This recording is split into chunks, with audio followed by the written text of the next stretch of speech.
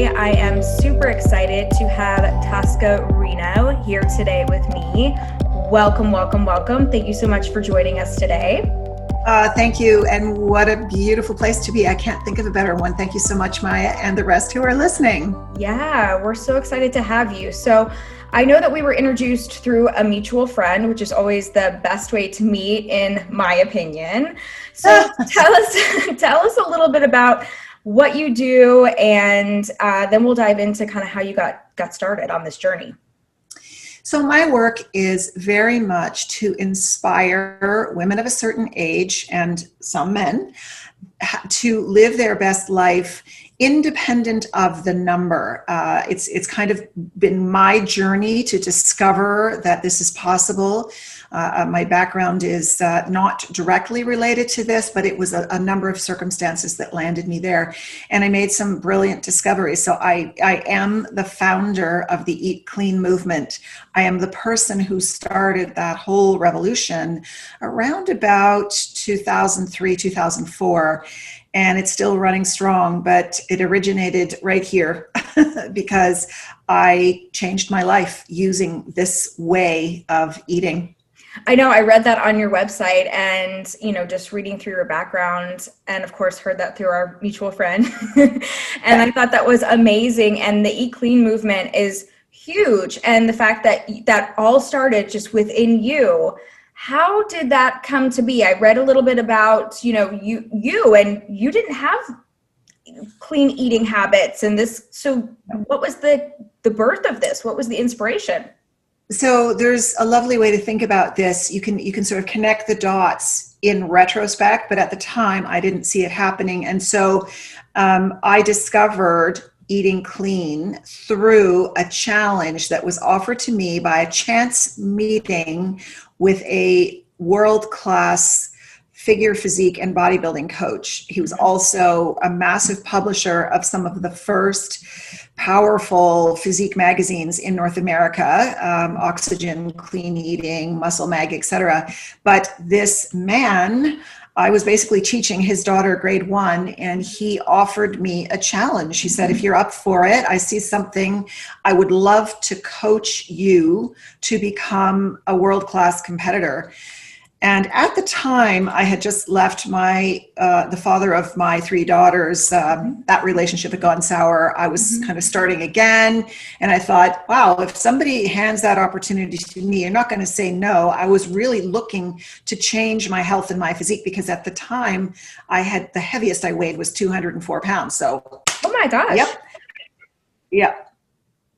So, and it was basically through Robert Kennedy, his coaching, who basically said, look, like, if you're going to take this on, you're going to have to eat the way I tell you to eat and train the way I tell you to train. And I'm like, okay, sounds good to me. And I went to work reshaping my physique through eating clean. We didn't call it that at the time. It was just a couple of words thrown together by really radical type of physique enthusiast, but it worked for me in such a way as to eliminate all of the things that I'd been eating that had gotten me to be overweight, namely sugars, refined sugars and carbohydrates that weren't serving me, and fueling my body with nutrient-dense protein, complex carbohydrate, and good fat. And the carving out of muscle and the disappearance of fat was, to me, mind-boggling to witness that kind of transformation. And that's what I did to myself. And when it started happening and I started competing and then getting notoriety on magazine covers everywhere, I thought, this is something that can be translated into a doable thing for everyone else who's struggling with 5, 10, 100 pounds of additional weight they'd like to lose or more. Yeah. Because it's not a situation where you're starving. I was actually eating more food than I ever thought possible and still getting rid of that unhealthy excess weight. So that was the birth of it all. Wow. Oh my God. I love that story. So it's like, this is my problem personally. And I'm sure a lot of people listening to this, especially women, I say that too, especially women, because there are some men that listen and follow me too. But my big issue is carbs. I read on your website that you were a sugarholic and you had a sweet tooth. Mine is carbs. So I think we all have kind of our Achilles heel. So you went really all in. You Yeah. really just went all in. So what kept you motivated? Seeing those results in the beginning? I mean, you had a coach. Like, was it just kind of the perfect marriage and storm? What kept you motivated to continue and then continue this lifestyle until now?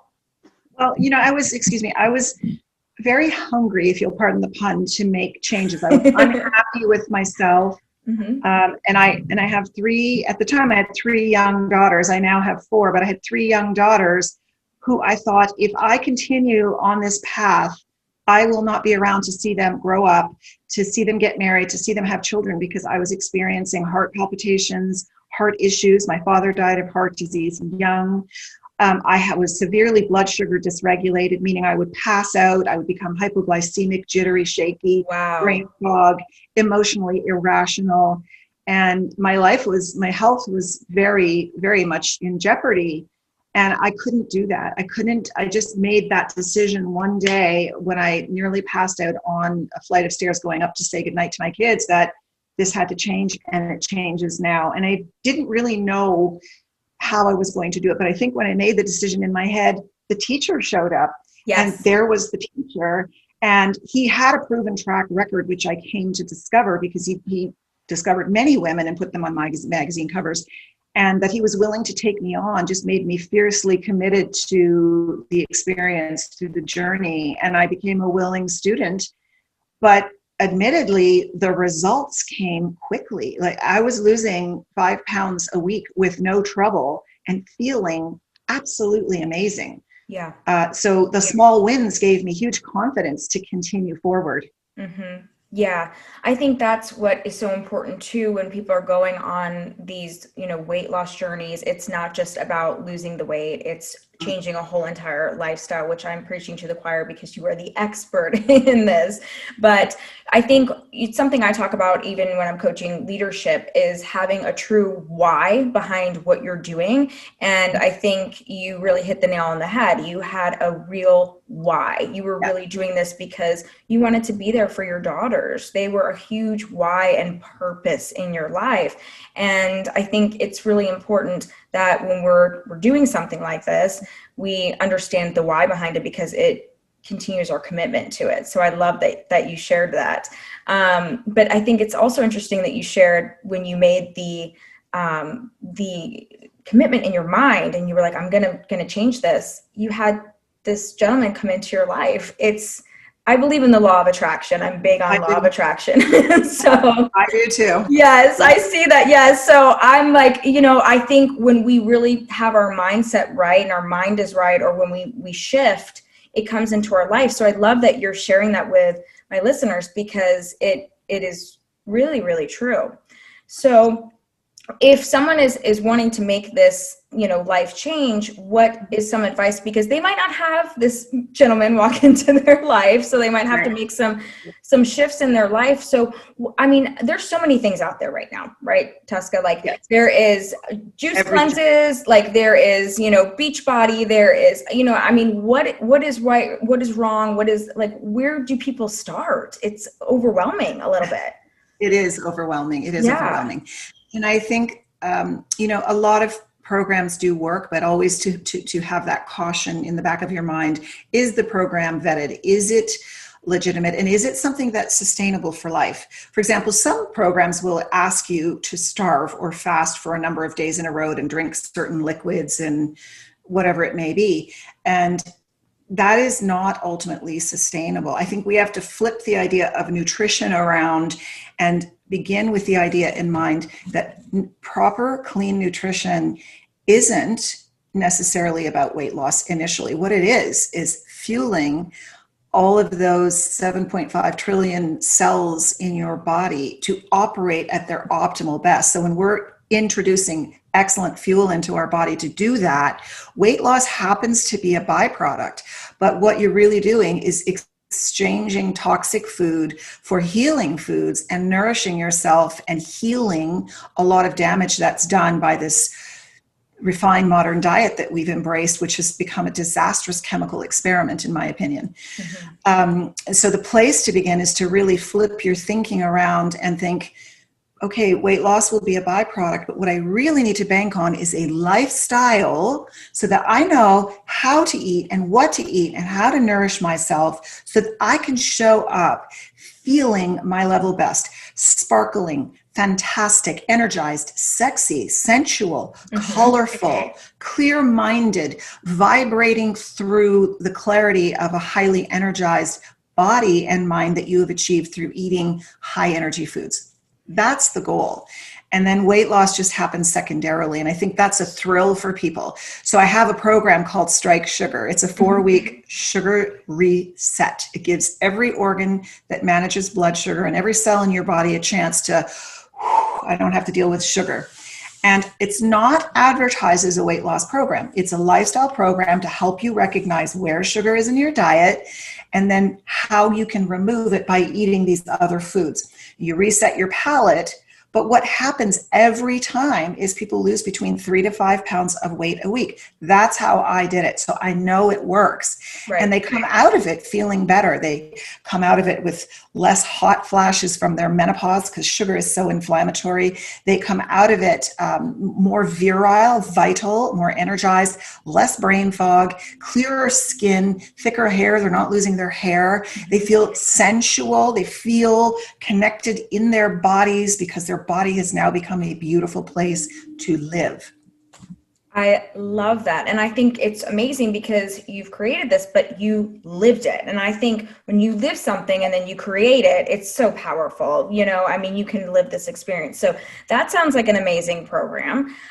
So a lot of my listeners I shared with you tend to range, you know, we have 30s, 40s, 50s. So I'm in my 30s. So is there different advice you give to women as they go through different, you know, times in their life for nutrition, things we should be aware of, or is it just kind of across the board what we should be doing nutrition wise? I'm totally clueless with this. So fill me in, Tosca. Like, what should we be doing? Well, there are periods of your life called the fertile years where your nutrition should be skewed to the idea of supporting fertility if that's your goal. And so there may be a segment of your population that's very interested in that. And some of the key things would be to remove sugar out of the diet because, again, sugar is highly inflammatory and has a negative effect on hormones. And of course, hormones are responsible for, you know, how we show up, how we get pregnant, how we procreate, how we create in our minds. So taking the inflammatory sugars out of the diet has a big, big effect. But there are also other types of mineral-rich foods that you need to be considering if, in fact, you're having a child. And of course, you're going to follow the guidance of your obstetrician, pediatrician, naturopath who will coach you through the experience. For the most part, women who are about 35 on up to 70 are in something called perimenopause. So there's the pre-menopause, the menopause, and post-menopause. And for many women, this is an absolute conundrum. They don't know what the experience is supposed to feel like and what they're supposed to do to help themselves. North American women particularly feel like, oh, I'm going to have to go through the hell that my mother and her mother went through. I'm going to be sweating. I'm going to be a raging, you know, uncontrollable emotional mess. I'm not going to be sexy or sensual in any way at all. This is hell. This is just, and it's not true. The hope is, the beacon of hope, I should say, are those women in Asia who don't experience menopause in this way. What's the big difference? It's the refined, modern food, overly sweet, toxic diet that we have allowed ourselves to believe in as food. And so it's a bit of a platitude for me to say, just eat clean. But the point is, eat clean. Eat clean. Remove those. You can think of something called the PITS. It's an acronym for poor digestion, poor foods, poor digestion, infection, toxins, trauma, stress, and lack of sleep. The PITS. And our immune system / our body / our function all becomes diminished or depressed in the presence of these foods that don't deliver nutrients to us. On the other hand, when you're drinking mineral-rich water, so you're drinking water that has been enriched with minerals, I always put a little pinch of pink Himalayan salt in my water because that's loaded with electrolytes, minerals. So we need to mineralize ourselves. Water is still the number one nutritional deficiency in North America, bar none. I believe So that. more I believe minerals. that. Yeah, definitely. And of course, everybody's carrying around more water, but in the other hand, they're drinking caffeinated beverages or And sweet beverages. dehydrating themselves. Yeah, and Correct. dehydrating. Yeah. Right. So you're coming in a place, you're coming in at a place of lack of hydration / lack of minerals. Now, also when you're eating refined foods, there's a tax on your bones and blood because bones buffer blood. So when you're eating sweet all the time, you're acidifying your blood, and now your bones have to release precious minerals out of their system into the blood to neutralize the acidity. So being aware of where the sugar is a key piece. Also, adding certain things like healthy fats to your diet. Fat has been villainized. It's not a bad thing unless you're eating bad fats. But when you're eating things like avocados, coconut oil, flax seeds, chia seeds, healthy nuts, etc., now you're introducing healthy fats into your system, coconut oil, for example, where you are able to feed the hormonal systems, your heart systems, the kinds of fats that they prefer to function at their best. And all of those things help with menopause as well. I mean, I have a menopause method program, which is 12 models to teach you about your menopausal self and how to advocate for certain types of testing or care or practice when you go to your own healthcare practitioner. But it's a lovely education that women have soundly embraced because there's a lot of uncertainty about what menopause is and what people are supposed to feel. And men are just as confused about it. Yeah. Oh, absolutely. Absolutely. That's a whole other episode for sure. Yeah. Well, yeah, I thank you for sharing all of that. Definitely. I think it's interesting. And I do think it's interesting that women over in Asia have a totally different experience than us. And I'm not shocked by it though, because of the way that we eat.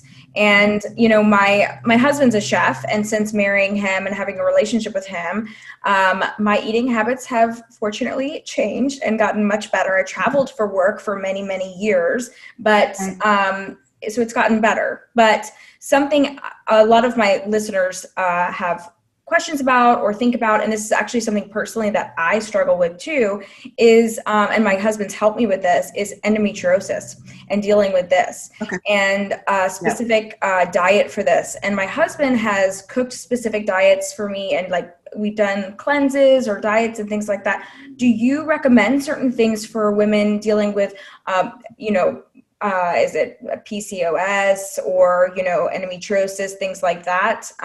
What are your recommendations for women coming to you with those issues? When they come to me with those issues, the first thing I put out is that my disclaimer that I am not a physician. I am a nutritional therapy practitioner, so that I can help assess nutritional deficiency and sufficiency in various areas. But when it comes to that, those kinds of issues like PCOS and infertility, lack of libido, etc., the menopause method can address that. And I built it with my daughter, who's a naturopathic doctor, whose specialty is exactly what you've just asked me about, women's hormonal issues. Love it. Yeah. Including fertility, lack of fertility, endometrial issues, hormonal imbalances, etc. So I recommend that you begin by educating yourself about your situation, whether that means participating in a program like mine or going to a physician or actually going to what I consider to be the best source, which is a naturopath who can understand your journey and the symptoms. You didn't get endometriosis by accident. You just didn't wake up one day and there it was. No. There were a number of things that were ongoing that brought you to that place. Mm-hmm. And pain by its definition is a sign, an alert for you, anyone who's experiencing pain, to pay attention. The body's trying to tell you something, so pay attention. So have a discussion with a solid naturopath who has maybe a foundational practice in hormones, as my daughter does, Dr. Rachel Cordetti-Sargent. And then have that discussion and find out what the types of foods are to eat. In the meantime, when you're trying to find that particular doctor or build the relationship, 100% remove those refined foods from your diet, eat closer to the earth, eat clean so that you can feel better and bring this body to the practitioner who can then fine tune next steps for you. So that's why I start everyone with strike sugar, because it's the thing that is the most insidious and the most harmful. So that's my approach. Yeah, definitely. What is your feeling? So gluten is the craze, right? The gluten-free. Now I have a lot of food allergies, so I do have that allergy that comes up. But, it's a lot of people make fun of it. They say it's not a real thing. They say it is a thing. What's your take on gluten? So the thing to understand about gluten is that it comes from wheat and other types of foods, but predominantly wheat, where the wheat that we are eating today is genetically so greatly modified that it in no way resembles the wheat that was eaten years ago. Mm-hmm. So it delivers a very different type of wheat hit to your body. Wheat is one of the few grains or plants that when you start doing genetic modifications to it, it amplifies with every modification. So it's almost like a genetic freak when we eat wheat built from modern wheat. So my recommendation is always, if you're going to eat any wheat at all, you must eat it in the properly prepared format, which is soaked and fermented. And that means even your flour, which is the original sourdough or unleavened bread, right? Sourdough, which is souring your flour before you ingest it. And then you begin the whole sourdough process, because in that process, the SCOBY, or the symbiotic community of organisms, bacteria and yeast, break down the fiber, the gluten, the wheat to make it more readily digestible in the gut, but also to release more nutrients. So that's part of the definition of eating clean, is properly prepared foods. Mm-hmm. And we've forgotten how to do that. Mm-hmm. And you need to be doing the same thing with your grains, whether it's rice, oats, buckwheat, spelt, amaranth, quinoa, millet, whatever it is. All these things need to be soaked before you ingest them, so you limit the harm on the gut, because that's ultimately where the problem lies. Avoiding gluten doesn't protect you from what's potentially hidden in other types of food that do contain gluten. Mm-hmm. So I think it's the proper preparation and eating foods that have less of that protein in it in the first place. And there's plenty of other things to eat that don't have gluten in them. And then also to make this distinction between gluten allergy and gluten sensitivity, right? Mm-hmm. Some people are actually profoundly allergic and have become quite ill, mm-hmm. and some just have a sensitivity. Both are difficult and challenging, but knowing that that is you, and also perhaps following up with a naturopath who can guide you in the right direction, because a doctor has very little nutritional training, whereas a naturopath spends 4 to 5 years studying nutrition. So you're going to get a lot more holistic answers there. But I didn't know that. Fun fact. I love learning new stuff. So yes. I had no idea that a naturopath goes through that much training. Wow. Yep. Yeah, it's like the holistic approach to wellness, and often it begins with food. If something, think about yourself as a series of chain links, beginning with the brain, the mouth, the stomach, the digestive tract, and the elimination. And when there's something wrong in the belly, go back up the chain and think about what's broken. Was I driving down the highway at 100 miles an hour eating my, what I got from drive-through food? Was I taking the time to chew properly, prepare myself for the food and digestive experience? Do I have enough stomach acid? Am I rested? Am I in a state of stress and anxiety all the time? Am I eating foods that are attacking me rather than fueling me? So you can always, if you're constipated, something up here is happening. Something else is happening up the chain. And that's how it works. It's all linked together in these chains.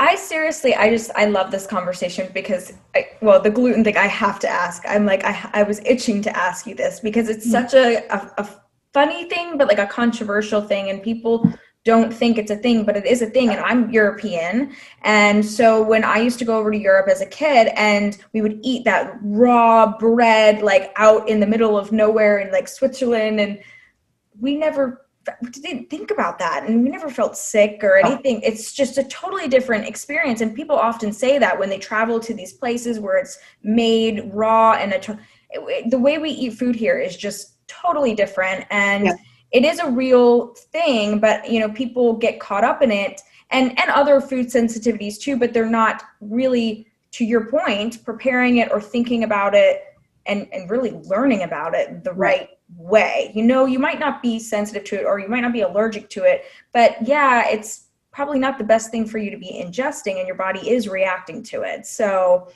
so go back to the Ezekiel bread, the sourdough, the original unleavened bread, the grains that have been properly prepared before they're put into bread. And a loaf of, and I probably shouldn't name brands, but white puffy bread doesn't qualify as bread in many cases. Subway in Ireland is not allowed to call their bread because there's more sugar in it than there is flour. And that is just a harm. That's going to be an insult to your body. That's going to give you trouble all day long. Mm-hmm. Mm-hmm. It does. I mean, for me, I knew, and it wasn't shocking to me when I went to my allergist, like it was 5 years ago now. And they were like, did you know you had this going on? Cause I have to go every couple of years, extreme. I am completely anaphylactic to all shellfish, nuts, have been, most of all of my life. But I was like, no. And he was like, yeah, check this out on your back. Like, you need to look at this. So a lot of things were answered for me because I wasn't processing it well. And it answers a lot of things for me. So this is super fascinating for me. And I understand now why my husband, when he was like, we need to kind of shift your diet and get you back to like a lot of the good proteins, a lot of greens. He's big on the greens. He's like, you've got to get to the greens. You've got to get to all of that. I'm like, oh my God. So you would love him and what he is, having me eat. But kind of tell me, you've been talking about a couple of your programs. I've seen them on your site. They look like so awesome. And I know they're all different and they're for different, things that you're trying to achieve. But what does it look like kind of high level to go through a program with you? So I believe that each of my programs is a step along a journey to your optimal wellness, which is your birthright. Mm-hmm. And everyone is somewhere along a continuum, whether they're well or not well, it doesn't matter. So for me, the path is always beginning with Strike Sugar. So it's a 4-week full program with menu plans, recipes, instructions, motivation, and inspiration to get you sugar-free. It gives your organs of blood sugar, your blood sugar handling, pancreas, adrenals, liver, and spleen, an opportunity to cleanse themselves of the existing sugar in your body and begin to process in a different way, the right way. Mm-hmm. And so the benefits of that are multiple. It certainly is a shift in the thinking about what food is, because a lot of people don't know what food is anymore. That's so confusing. And then, for example, a Fit Commit program would be the next step, which is, okay, now you've gotten yourself cleansed. You understand what it is that makes you feel your best. You're feeling good. Let's get you moving. And then you move through Fit Commit, which is a 6-week program, teaching about exercise, teaching about how to move your body and shape muscle from whatever you got going on. And then we move on to, if you're, menopausal, which again, menopause begins around the age of 35 with a decline in our estrogen mm-hmm. and estrogen function. And it goes on until so that's a big bulk of women, especially Zoomer population, because we're just going right through that right now. Mm-hmm. And so that menopause program is a 12-module, go at your own pace, education 101 about hormones, how they work, written with my daughter, the naturopath, how you can advocate for yourself. There's some tests she recommends you can do, like the Dutch test and a few others to give you a sense of where you are hormonally. And then you can go into your doctor and say, look, here's where I'm at. Here are the results. How can you help me and I make better decisions about my menopause experience? Yeah. And, I have to say this, Maya, I was surprised at the number of women who don't quite fully understand what menopause is. Wow. So I think this is a beautiful, gentle program to teach you at the basics about your body. We spend more time teaching everybody about menstruation in puberty, but very little about how we cease to be that hormonal woman, and who do we become then? And do we have the right to feel sensual and sexy? And will my body respond in the way that I hope it will during a sexual encounter? And these are all important questions that leave, no one has really bothered to give us an explanation about. So Yeah. No, I love that you said that. And I feel like I was almost meant to read this. So I was on social media last night and reading through different things. And I try not to get down these comment, black holes, I call them. And it was a female post, and she had gotten pregnant at an older age. She was, I think, close to 40 or around 40. Yep. Which great, we're able to do that now, and with the help of your doctor and healthy and all of that. Yeah. And there were men commenting on there about menopause, about how it wasn't appropriate. You should get pregnant at 32 and younger. Just these odd things. First of all, you shouldn't be commenting on that. But it's so interesting. Right. I was laughing about it with my husband. I'm like, men, first of all, should not be allowed to comment on that unless they are a physician, right? Right. And then second of all, they just know, right? Stop. But just stop. But it's interesting because this really leads up to what we're discussing. It feels like, as a woman, I'm 34, I'm going to be 35 next year. It feels like at 35, all your information just kind of goes to die. And it's like, I really don't know what happens to me next. I just know that my fertility, technically, every woman's body is a little bit different. I could be fertile until I'm 40, maybe it stops this year. I don't know, right? It's up to me and my doctor to figure that out, and my team of people. But it feels like you kind of go to die after that, right? And so there's no information. So I love that you're sharing this, and I love that we're having this conversation, because there's this whole chapter of your life, chapters and chapters and chapters, and your body is still amazing and doing amazing things. And we need to take care of ourselves, not just for 35 years, but for 35 plus to come. And there's a lot that we can do. Yeah. So it's funny I saw that, because I feel like I was meant to read that and share that funny story with you, because I was like, oh my God, really, 32 it all ends. Okay, I guess I'm done. So well, and so but I think that's partly, the North American myths that have evolved around this, and that we sometimes tend to think about the older woman as a crony or dried up and useless.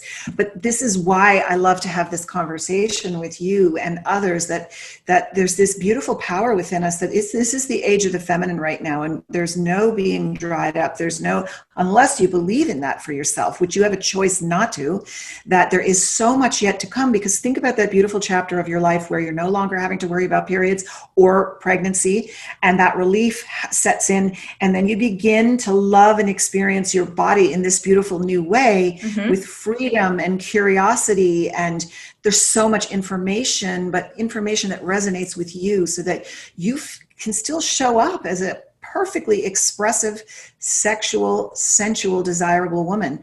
I like to think, I'm 61, it ain't over. I'm sorry, but it's not over. You look fabulous. I follow you on Instagram, and obviously I see you right now, and you look gorgeous and fabulous. So I definitely am going to listen to everything you have to say. Why are we thinking about this in a negative way? Look at no periods anymore. There's a way for us to not have all these symptoms that we've had in the past. Like, let's embrace it. Let's embrace these next chapters in our life. So I love that you have this for women, and that you've lived it so that you can share it. And I really liked what you shared too about your program, because I've always wondered with these programs, and I've tried them, guys. Like, I'm like over here as like the dummy that's tried them, I've done this, I've done that, and some work, some don't, but I haven't been able to sustain them. But what I like about what you're sharing is that you start out with the focus on changing what you're eating and the habits, and really creating that first. Then you're moving into, no pun intended, right? The moving into the movement. So I like that, because for me, when I've started all these exercise and, routines and stuff like that, especially the past 2 years, I had a severe car accident 2 years ago. So getting movement again has been challenging for me. So eating right is really the first, because I don't want to get on that treadmill or I don't want to go for walks, and No, if I don't no, feel good. So that makes sense no, to me. 100%. 100 must start. Well, you know the formula. Your wellness can be summed up in a formula like this, and it's 80% nutrition, 10% movement, and 10% genetics. Mm-hmm. So the bulk of it is what we are putting in our mouth. And that experience, we need to get that settled and sorted. And for anybody who's wondering, like, oh, what do I have to quit first? I ask this one question. I say, what is the one food you can't do without? And primarily with women, the answer is twofold. It's alcohol and chocolate. And for the period of the duration of Strike Sugar, you're going to do without, Yep. and see what happens. And that will be your greatest teaching. Those foods are considered teachers, and you will learn from the experience. What does alcohol actually make me feel like? Do I like that experience? Am I using it as a reward, or how am I using alcohol? What does chocolate do to me, etc.? So I find that these are instances to experience a lesson in life about yourself. And then your body is going to respond. It's going to talk to you, and it'll say, you know what, doing without that alcohol, that half bottle of wine every night, pretty darn good when you do that for 4 weeks straight. I'm feeling fantastic, Yeah, no, I love that. Oh my God, that is really, really true. And that's what's happened when I've done these like cleanses, but a week or, even 2 weeks, it's not long enough to create that full feeling. And like you said, I love that. Let your body talk to you, and like you get to actually listen. I love that. So I scare people. I scare people with the Strike Sugar when I say, now get ready, because somewhere in the first week, you're going to have something called the dump. And they're all like, ooh, what's the dump? And I say, you're going to be so proud of yourself, because you will look at, the elimination that you've had, and you look at it and go, did I do that? And it will be your body thanking you, saying, thank you for ridding this toxic substance from me. I can now show up and do a better job. And you'll get that dump experience, and it will really galvanize you to move forward. And like, I'm going to keep doing this because this is great. Mm-hmm, mm-hmm. Yeah, no, I can, I can completely understand that. But it is hard. And I'm sure everyone listening would be like, yep, wine, chocolate, love my vodka soda. Yeah, because I can relate too. Totally. Yes. Oh my gosh. Well, Tosca, this has been so much fun. Thank you so much for joining me. So where can people find you? I was going to ask if you work with your daughter, but you already answered that question. So that's great. So where can people find you and work with you and follow this amazing program? Thank you. I'm going to make it super easy. ToscaReno.com. Perfect. You can find me on Instagram. You can find me on Facebook, and that's my website. And through my website, you can also connect with my daughter, Dr. Rachel Cordetti. There's nothing we love more than to help you create miracles within your body. And miracles are just shifts in perception of self, so we can change the world for you. I love that. Thank you so much, Tosca. Okay, guys, make sure you guys work with Tosca. Check out her website. We'll also tag all of that in the show notes. And thanks so much again for joining My Opinion, Women for Women Wednesday.